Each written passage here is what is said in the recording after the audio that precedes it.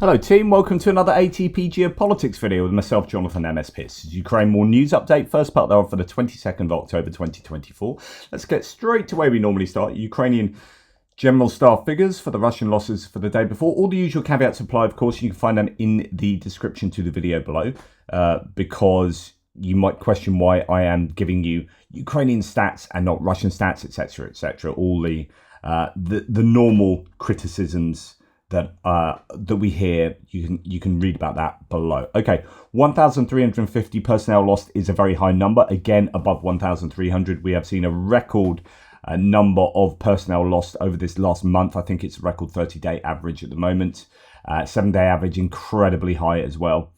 8 tanks lost. That's pretty much on the nose of the daily average. That is, even though that's on the daily average, I do think it's contextually quite high, given that we have seen that drop. I think that the Russians are attacking quite a lot at the moment.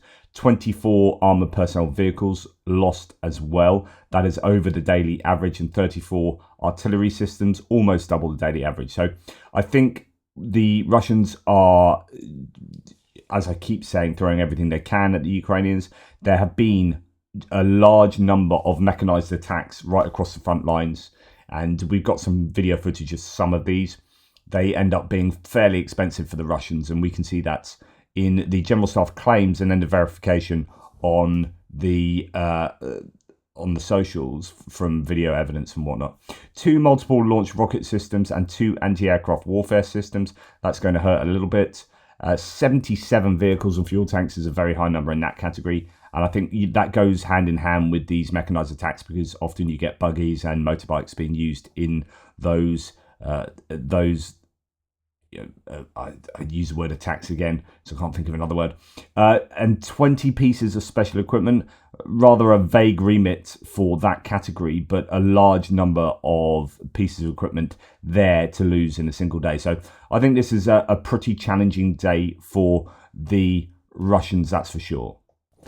Unfortunately, no loss stats from Andrew Perpetua. Hopefully he's going to give us a dump of sort of 3 days worth. I hope he hasn't given up on them.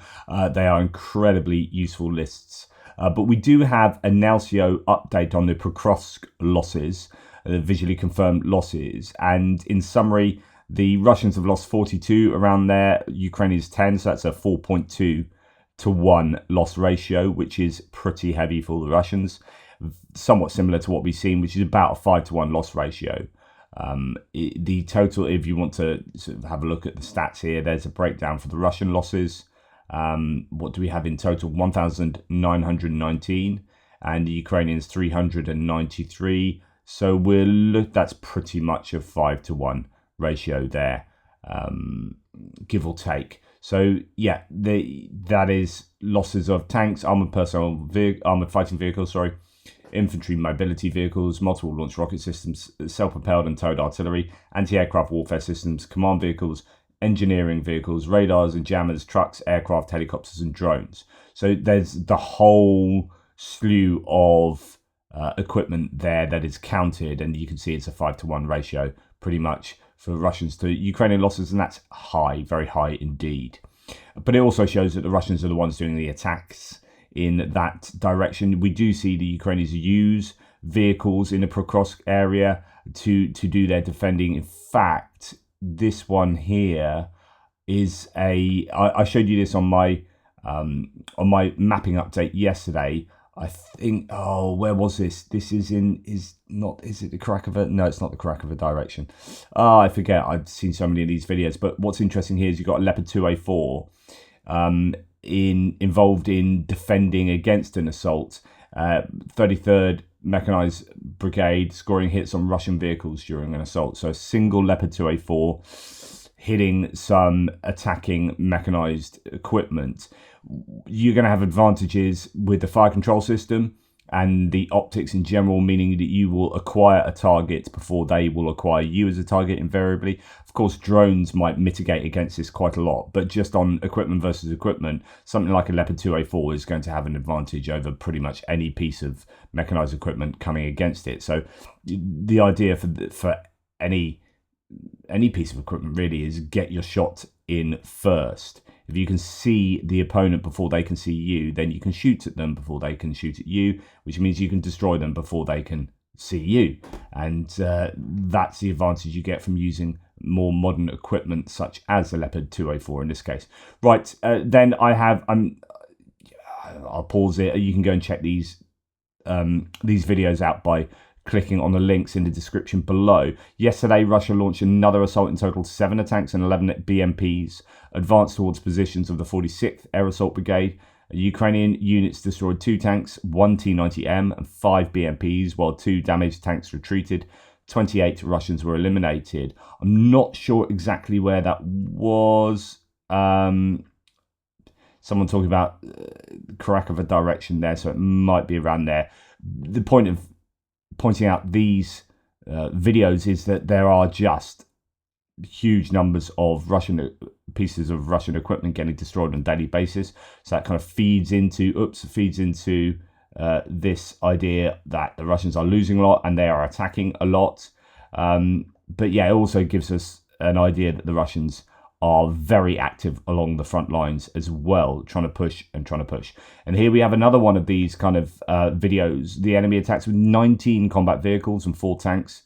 The position of the 79th Separate Amphibious Assault Brigade, 5 armoured vehicles and 1 tank were destroyed. 3 more vehicles and 1 tank were damaged. So again, just 2 videos worth of attacks. These are 2 single attacks. And you've got, what is it here? So 6 destroyed, 4 damaged. And in this attack, we've got 7 tanks, 11. What do we have? 2 tanks, 5. So 7 tanks destroyed, or 7 vehicles destroyed and 2 damaged. So just in those 2 attacks, just a vast amount of equipment that's been attrited, and this is going on a daily basis. So the Russians are losing a lot, but you're going to lose a lot when you attack a lot. And the question is always, is the land that they are taking control of, that extra land that they are gaining, worth the loss of all that equipment and all those troops? Slightly different one here. The Ukrainians have struck a gas station, bit of a impressive explosion, but yeah, not. I guess that this is near Enerhodar, the nuclear power station by the Zaporizhia reservoir, and I guess this is going to hurt the logistics of the Russians, taking out fuel logistics in the area. We do see military vehicles use gas stations, or petrol stations. So there is a case for striking against such a place. In fact, there was one petrol station I saw.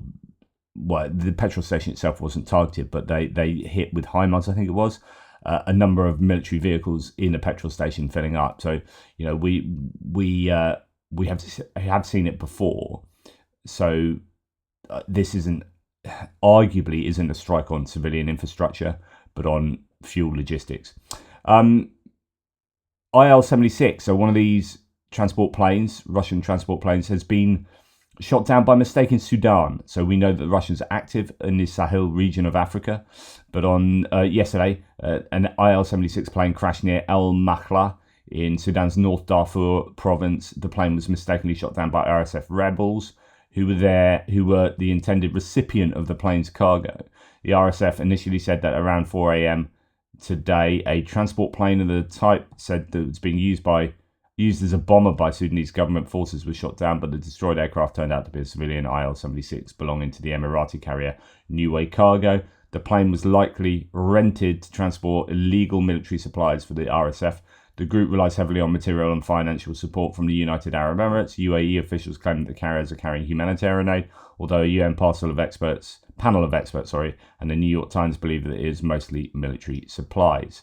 So there you go. That is a Russian-owned or Russian-rented plane that was shot down in Sudan there. Now on to distance strikes. Ukrainian air defense shot down 42 out of 60 Shahid drones last night, so a fairly sizable wave again, 60 drones.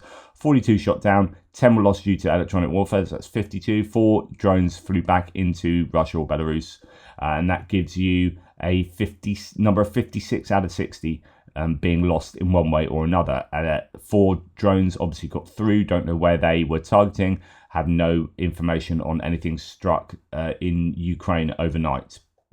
It's not to say nothing was struck, but just don't have the information. Now, on the other hand, the Ukrainians did quite a lot of striking last night of Russian targets inside Russia. Okay, so a bit of an overall. Max24 says Ukrainian drones overnight hit Yefremov city in the Tula region, the local combined heat and power plant and a synthetic rubber plant. So interesting that they are going for energy infrastructure here. That is, I mean, we have seen that before, but that is a bit of a interesting one to be so explicit on taking out a power plant or striking a power plant and a synthetic rubber plant. And then so that might have a military component to it. I don't know whether they're making tires or who knows. 2 distilleries in the Tula region. So alcohol can be used. They've hit distilleries previously. This isn't a case of trying to take out vodka and watching Russia collapse as they have a lack of vodka. That would be a little bit of a cynical ploy, a bit of a joke there. But in all seriousness, I think distilleries are used or byproducts or the actual primary product used maybe in explosives and whatnot. So there is no surprise that they are continuing to strike at those kinds of facilities. And then some other plant in the Voronezh region. Fire has broken out at the Biochem enterprise, also a distillery on the Tambov region, and the airport in Nizhny Novgorod is closed, so either being targeted or somewhere nearby. Next, to give a little bit more detail. So, strike drones attacked distilleries in Tula and Tambov regions. Efremov distillery and a plant in the village of Lukovsky in the Tula region were damaged. In the Tambov region, the Biochem plant caught fire. In Bryansk region, drones attacked the Suzemsky district, partially damaging the roof of a non-residential building and a boiler house. In the Voronezh region, a drone crashed into an industrial enterprise. A fire broke out. According to preliminary data, there were no casualties. The Russian Defense Ministry reported the destruction of 18 Ukrainian drones in the Bryansk, Belgorod, Kursk, Tula and Oryol regions. There is quite a bit of video footage of some of these strikes. As you can see, that's quite a fire in the background there. I don't know if the Euromaidan press adds anything to this. Alcohol producing facilities, damaging facilities across 3 regions. 2 explosions and a fire in the area of the thermal power plants and a synthetic rubber plant. So in the area of the thermal plant, so we'll have to wait and see whether the thermal plant was indeed itself targeted. Unnamed industrial units, strategically important for the state. The Biochem enterprise claiming to be producing alcohol products strategically important for the state. So there you go. Lots of video coming out of these various strikes, but certainly the Ukrainians appear to have had a more successful night with striking targets in Russia than the Russians had striking targets in Ukraine. But we'll see, I guess, as that does look like the thermal power plant, doesn't it, being struck? I presume that's that. Yeah, power plant in Tula from Ovskaya. Okay, so we'll find out more about the damage done as the hours pass by today. Here's Nell Reports giving you some more videos and whatnot. Some of the same videos, actually. And then, there was a strike. Was this the one from the night before, 2 nights ago? Just a bit more detail on this. The huge Kremlin microelectronics plant, crucial for Russia's weapons manufacturer, suspended operations after a drone attack. So yesterday it officially announced it's suspending its operations. The CEO, the Bryansk plant CEO, said production chains were interrupted. There are difficulties with purchasing spare parts to restore technological equipment. That appears to have been a successful strike then yesterday on that electronics plant that's heavily involved in the weapons industry.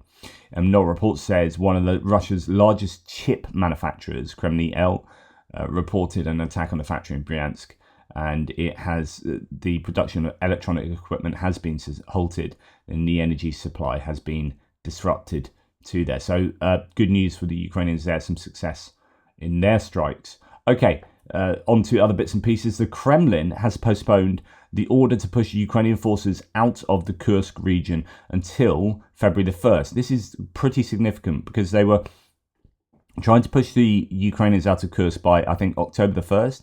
Then that got pushed back to October the 15th, which was Putin's birthday, I think. and it failed there, or the Russians failed to do that by that time frame, in that time frame, and they've had to push it back now till February the 1st. In other words, punted it to the long grass and some point in the future, hoping that they'll get that done by then. Previous deadline was October 15th. By February the 25th, they plan to create a so-called buffer zone on Ukrainian territory. There are big plans afoot, but this has now become a much longer project for them. I mean, that's adding another 4 months really to what they had previously intended, which is explicit acceptance that things are tough for them, for the Russians in Kursk, and the Ukrainians are going to be difficult to shift. Although there have been successes to the northwest of that sector for the Russians pushing the Ukrainians back, but that's what you'd expect when you throw 50,000 troops at the problem, as is apparently the case.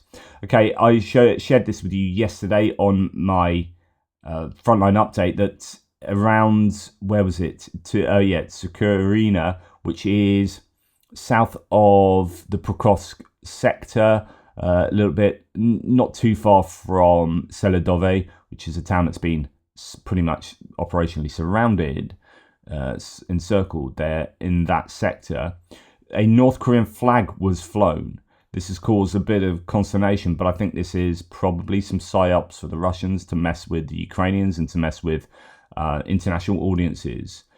As Noel reports here says, quote, there will be stories about flags regardless of whether they were hung somewhere or photoshopped and how long they have been hanging. That is Andrei Kovalenko, head of the Center of Countering Disinformation, warned that Russia is trying to amplify the North Korean narrative as fear propaganda. Absolutely, 100% what's going on there for sure. I don't think there are North Korean soldiers there. They've just raised that flag as to make a point.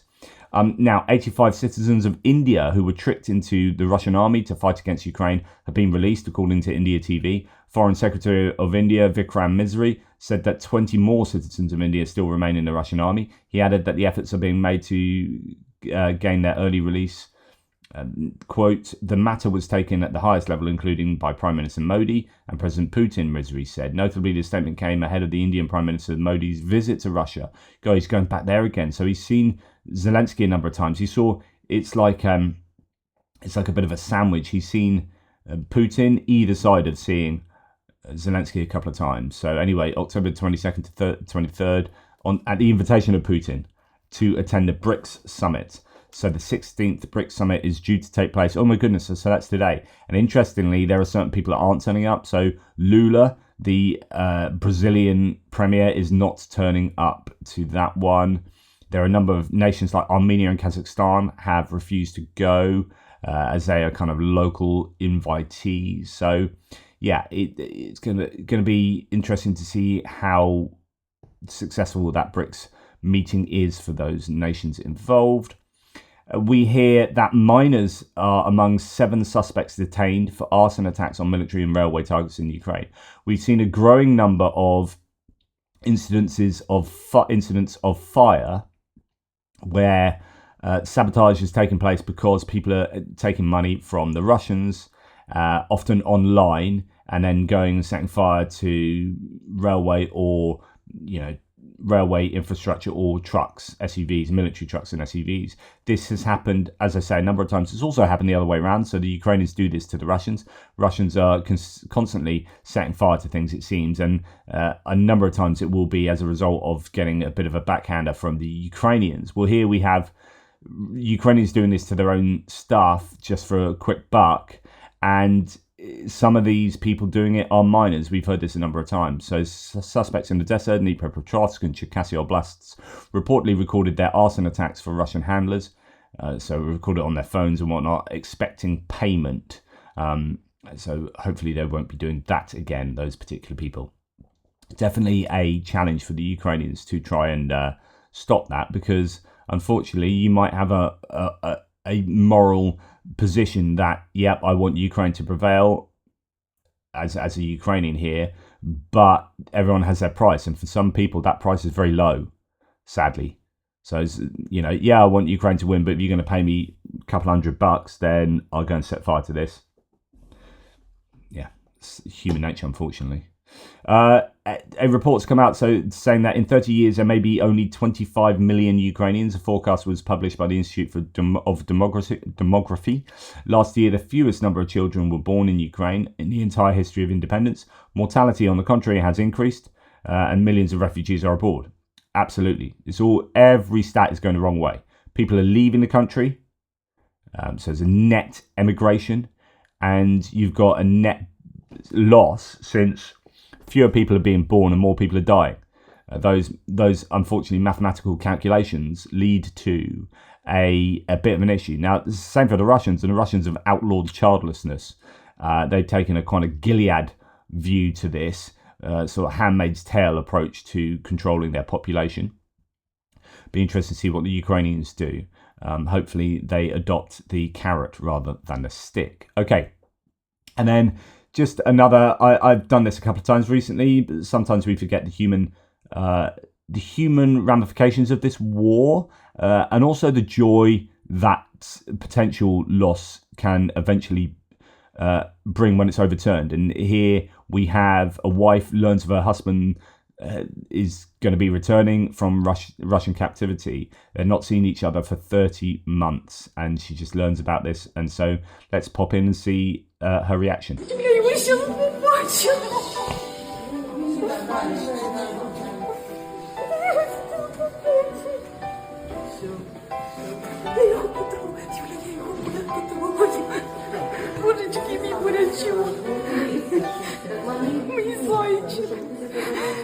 Покажи ще. Покажи, я їх боюсь не знаю. Хоч би постарію.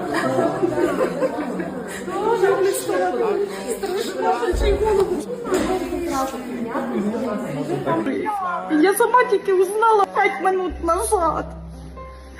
Я їхала прапори роздавати. Папу поміняли, да. I'll get unfortunately a copyright infringement because of music there. So, but absolutely beautiful.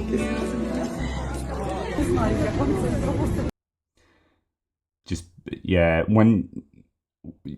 interesting here. So yeah, when you get these prisoner exchanges, remember there is a huge amount of work that goes into this quite often, and that's I think what she's hinting at here. I don't know how you did it. She's obviously talking to someone who was involved in arranging this. This could be one of the recent swats. So 95 people were swat the other day. 95, I think, for 95. I can't thank you enough. It's a tremendous amount of work, she says. So many people. So that's a bit nice for you. Anyway, take care, everybody. Really appreciate your support, and I've got a bit of a disjointed day because I've got to go to the bank with my parents to sort. My dad, as I've mentioned, has dementia, so we're sorting things out for him. So that's going to mess around with the day a little bit. I am doing a live later. I'm going to have to reschedule that slightly. But I'm doing a live with Greg Terry, and we're going to be actually doing a NAFO. That's going to be my NAFO live to talk about the campaign to raise money for the truck, which is now probably going to be 2 trucks because we've done so well in raising money, and I haven't even contributed myself yet and haven't even run the live. So the live is today, and we're already at sort of 17,000 on. In fact, let me put that in, and I'll put the link below as well. Here we go.